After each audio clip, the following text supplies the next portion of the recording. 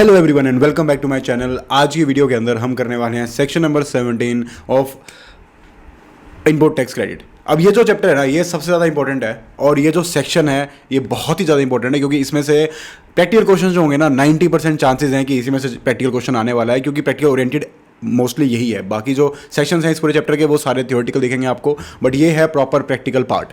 अब इसके अंदर क्या क्या देखने वाले हैं, देखना है कि भाई किस किस चीज़ का आईटीसी हमें मिलेगा, किस किस चीज़ का नहीं मिलेगा, और पूरी कैलकुलेशन करने के बाद एंड में हम एक ऐसी अमाउंट पे आने वाले हैं जो एक आईटीसी एलिजिबल अमाउंट होने वाली है हमारे लिए। ठीक है, तो उसको कैलकुलेट करने के लिए हमें बहुत सारी चीज़ें देखनी है। बिल्कुल इंसेप्शन से लेके चलता हूँ मैं आपको, स्टार्टिंग से एक एक चीज़ आपको धीरे धीरे क्लियर करते हुए पूरी की पूरी कहानी, ताकि आपको समझ में आ जाए कि भाई क्या क्या चीज़ें हैं, हम अपॉर्चुनिमेंट कर ही क्यों रहे हैं, करके क्या अमाउंट निकलेगी, उसको एलिजिबल आईटीसी की तरह यूज़ कैसे करेंगे, और अगर कुछ हमें रिवर्स करना पड़ा तो उसको रिवर्स कैसे करेंगे, आउटपुट टैक्स हमारी इवेंचुअली कैसे बन के आने वाली है। तो गाइज उसको स्टार्ट करने के लिए सबसे पहले हम देखते हैं कि हमारा कुछ भी है, कोई भी बिजनेस कंसर्न है, मान लो, ठीक है, कोई भी बिजनेस है। अब यार उसके लिए ना, उसको रन करने के लिए हमें 3 टाइप की चीज़ों की जरूरत पड़ सकती है।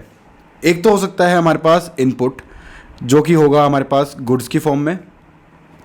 दूसरा होगा हमारे पास इनपुट सर्विसेज की फॉर्म में, और तीसरी चीज हमारे पास होगी कैपिटल गुड्स। कैपिटल गुड्स का और इनपुट का, इन दोनों का ट्रीटमेंट थोड़ा सा अलग है। ठीक है, फर्स्ट ऑफ ऑल हम देखेंगे सबसे पहले इनपुट ऑफ गुड्स और सर्विसेज के बारे में, and thereafter we are going to discuss about capital goods. तो इस तरीके से हमारी पूरी पूरी डिस्कशन होने वाली है। अब क्या हुआ, ये जो इनपुट आपने यूज़ किया, आपने गुड्स यूज़ किया, सर्विसेज यूज़ किया, आपने कैपिटल लगाई, और उनके बेसिस पे आपने कुछ ना कुछ प्रोडक्ट क्रिएट किया जिसको मार्केट में आप सेल करते हैं, या सर्विसेज उसके बेसिस पे उसको यूज़ करके आप कुछ सर्विसेज प्रोवाइड करते हैं। अब क्या हुआ, जब आपने सर्विसेज प्रोवाइड की तो आपकी बनी आउटपुट टैक्स लायबिलिटी।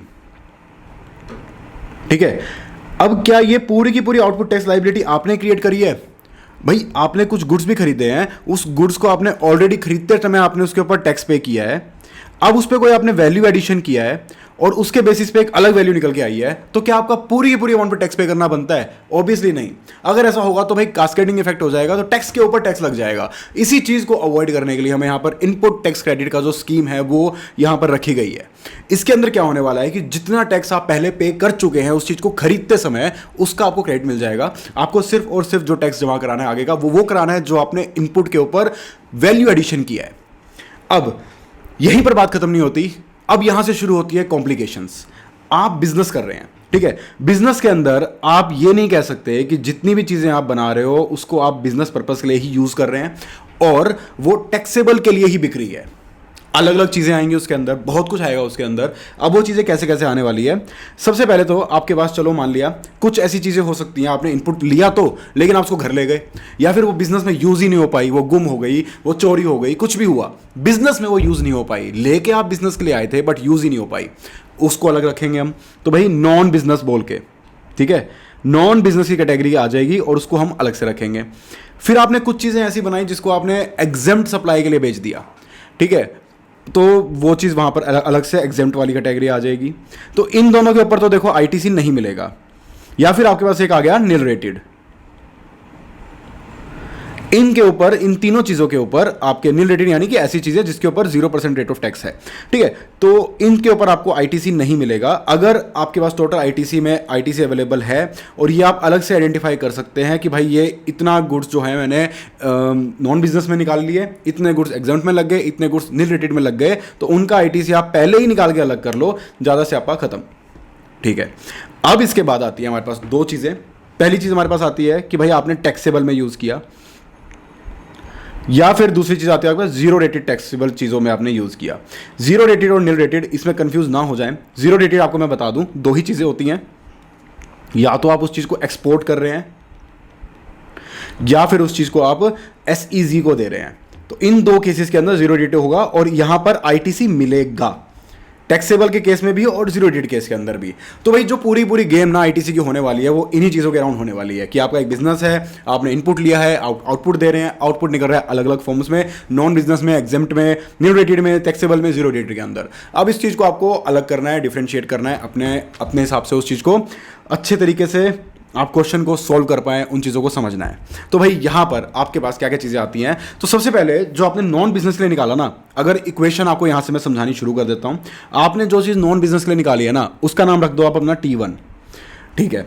अब आपने कुछ चीज़ें निकाली एग्जेम्प्ट के लिए, उसका नाम आप रखोगे T2, ठीक है।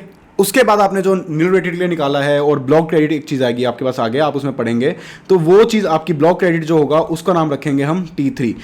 ब्लॉक क्रेडिट क्या होता है कि भाई चीज़ें आपने बनाई टैक्सेबल चीज़ के लिए ही है, बट उसका जो क्रेडिट है ना, ये जो पार्ट है वो गवर्नमेंट ने स्पेसिफिकली ब्लॉक किया हुआ है कि भले ही आप उसको टैक्सेबल चीज़ों में जीरो रेटेड सप्लाईज के अंदर या एलिजिबल पर्पज के लिए यूज़ कर रहे हो, बट क्रेडिट ही हमने ब्लॉक कर रखा है, ठीक है। पर्पज से हमें कोई लेना देना नहीं है, हमने पीछे से क्रेडिट ही आपका बंद कर दिया, वही हमने रोक लिया, आपको आगे यहां तक जाने ही नहीं देंगे हम, ठीक है। तो इस चीज को यहां पर अलग से लेके चलेंगे। तो सबसे पहले ना, जितना भी आपका टोटल क्रेडिट बना, जितना भी आपका टोटल आईटीसी बना, उसमें से इन 3 चीजों को माइनस कर दो। ये सबसे पहले इस चीज को निकाल के रख लो। अब हमारे पास क्या बचेगा? अब हमारे पास बचेगा, देखो मैंने एक स्पेसिफिकली वर्ड यूज किया है, अगेन रिपीट कर रहा हूं, स्पेसिफिकली का मतलब यह है कि आपको प्राइमा फेसी जो चीज लिखी हो कि भाई ये एक XYZ गुड है, इसको मैंने नॉन बिजनेस में यूज किया है, या इसको मैंने एग्जेम्प्ट के लिए यूज किया है, या फिर इस पे क्रेडिट ब्लॉक्ड है, उन चीजों को पहले ही मैं निकाल के अलग कर लूंगा। अब मेरे पास बचेगा और कॉम्प्लिकेटेड चीज क्या बचेगी? कुछ चीजें ऐसी आएगी जो भाई मैं टैक्सेबल में भी यूज कर रहा हूं और एग्जेम्प्ट में भी यूज कर रहा हूं, ठीक है। उन केस के अंदर मेरे को क्या करना होगा? मेरे को उन दोनों को अलग करना होगा, और वहां मेरे को एलिजिबल आईटीसी मिलेगा सिर्फ और सिर्फ उस पार्ट का जो टैक्सेबल के लिए यूज हो रहा है। तो उसके लिए हम सिंपल सा एक हमेशा से यूज करता हुआ फॉर्मूला यूज करेंगे, अपोर्शन करना, प्रोपोर्शनेट निकालना। और वो कैसे निकालेंगे? एक सिंपल सी बात है कि ये गुड XYZ है, इसमें आप दोनों चीज़ों के लिए यूज़ कर रहे हो। 100 रुपये के प्रोडक्ट बने इसके अंदर एग्जेम्प्ट सप्लाई के, और 200 रुपये के प्रोडक्ट बने इसके अंदर टैक्सेबल सप्लाई के। तो आप क्या करोगे? 100/200 इंटू में जितना इस XYZ का ITC बना था, तो आपके पास क्या आ जाएगा? एग्जेम्प्ट वाला पार्ट। अब ये सब माइनस करने के बाद जो आपका वैल्यू आई थी, यानी आपने प्राइमा फेसी स्पेसिफिक चीजें जब माइनस करी थी, जो वैल्यू आई थी वो आई थी कॉमन, ठीक है। सी से उसको डिनोट करते हैं, वो आती है आपके पास कॉमन। उस कॉमन में से आप प्रोपोर्शनेटली एग्जेम्प्ट वाला पार्ट या ऐसा पार्ट जो कि आपको एलिजिबल नहीं है उसको माइनस कर दोगे, तो आपके पास क्या बचेगा? एलिजिबल पार्ट, जिसका आप आईटीसी एक्चुअल में ले सकते हैं, ठीक है। ये यहां तक पॉइंट हुआ। ये देखो बिल्कुल सिंपल सी बात थी, इसको ज़्यादा कॉम्प्लिकेट नहीं करेंगे। यही है जो भी है क्वेश्चन के अंदर, जैसे भी आपके पास आएगा, आपको सबसे पहले आइडेंटिफाई करना है कि वो सप्लाई किस टाइप की है। क्या वो टैक्सेबल है, एग्जेम्प्ट है, जीरो रेटेड है, निल रेटेड है, या ब्लॉक्ड है। उन चीज़ों को आइडेंटिफाई कर लिया। अब उसमें देखो कि स्पेसिफिक क्या क्या है और इकट्ठी क्या क्या चीज़ें हैं। तो भाई मैंने आपको बताया जैसे कि स्टेप नंबर 1 आपका क्या होना चाहिए कि आप सप्लाई आइडेंटिफाई करो कि भाई किस टाइप की सप्लाई है। स्टेप नंबर 2 आपका ये होना चाहिए कि उस सप्लाई का जो नेचर है कि वो स्पेसिफिक है, कि वो मर्ज होके है, यानी कि बाकी चीजों के साथ है। अब थर्ड पार्ट ये होगा कि जो स्पेसिफिक वाली चीजें हैं उसको डिडक्ट कर दो। फोर्थ पार्ट ये होगा कि जो मर्ज्ड चीजें हैं उसको अपोर्शन करो। और फिर पांचवा पार्ट आपको लास्ट स्टेप आपका ये होने वाला है कि उसको भी डिडक्ट कर दो। तो बची हुई जो वैल्यू आपके पास आने वाली है वो आपका बनता है एलिजिबल आईटीसी। अब during the course of business क्या हुआ, एक छोटा सा एडिशनल पॉइंट आपको बताता हूं। During the course of business क्या हुआ कि आपने कोई गुड लिया तो बिजनेस पर्पस के लिए था, और जैसा कि हमने सेक्शन 16 में देखा था कि अगर आपने बिजनेस पर्पस के लिए लिया है, आपके पास इनवॉइस है, आपने गुड रिसीव किया है, तो आप उसका आईटीसी ले सकते हो। लेकिन इन फ्यूचर क्या हुआ कि वो बिजनेस पर्पस के लिए यूज ही नहीं हो पाया, ठीक है। यूज नहीं हो पाया, क्यों नहीं हो पाया? क्योंकि भाई या तो वो गुम हो गया, चोरी हो गया, या फिर आपने घर पे ले गए आप उसको उठा के, ठीक है। तो ऐसी चीजों की वजह से क्या हुआ कि पहले तो आपने उसको ले लिया, बट एक्चुअल में क्या आप उसके लिए एलिजिबल थे? आपने बाद की प्री कंडीशन तो आपने मीट कर दी, बट जो बाद की कंडीशन थी, फाइनल कंडीशन थी, वो आप नहीं मीट कर पाए। उसको बिजनेस पर्पस के लिए इंटेंशन से लेके तो आए, बट यूज नहीं किया। तो वहां क्या करना होगा? आपको उस चीज को रिवर्स करना होगा। और ये रिवर्सल कैसे होगा? रिवर्सल का तरीका सिर्फ एक ही है कि जितना जितना टैक्स आपने आईटीसी में बचाया था, उतने ही टैक्स को आप आउटपुट टैक्स लायबिलिटी में जाके ऐड कर दो। तो ये हो गया आपका रिवर्सल। और ये सारा का सारा काम हम करने वाले हैं मंथली बेसिस के ऊपर, ठीक है। तो मंथली बेसिस पे हम ये सारी की सारी कैलकुलेशन करेंगे और इस तरीके से यहां पर आपका जो इनपुट गुड्स या फिर सर्विस का टॉपिक है ये यहाँ पर खत्म होता है। यही करना है आपको, क्वेश्चन सामने आए मोटी मोटी यही सब चीज़ें हैं, फटाफट क्या क्या आइडेंटिफाई करना है आपको बता दिया मैंने, उसको किस मैनर में किस सीक्वेंस में आपको क्वेश्चन को सॉल्व करना है ये भी मैंने आपको बता दिया। तो यही सब चीज़ें थी इसके अंदर। नेक्स्ट पॉइंट देखते हैं हम यहाँ पर, हमारे पास कैपिटल गुड्स वाला पॉइंट।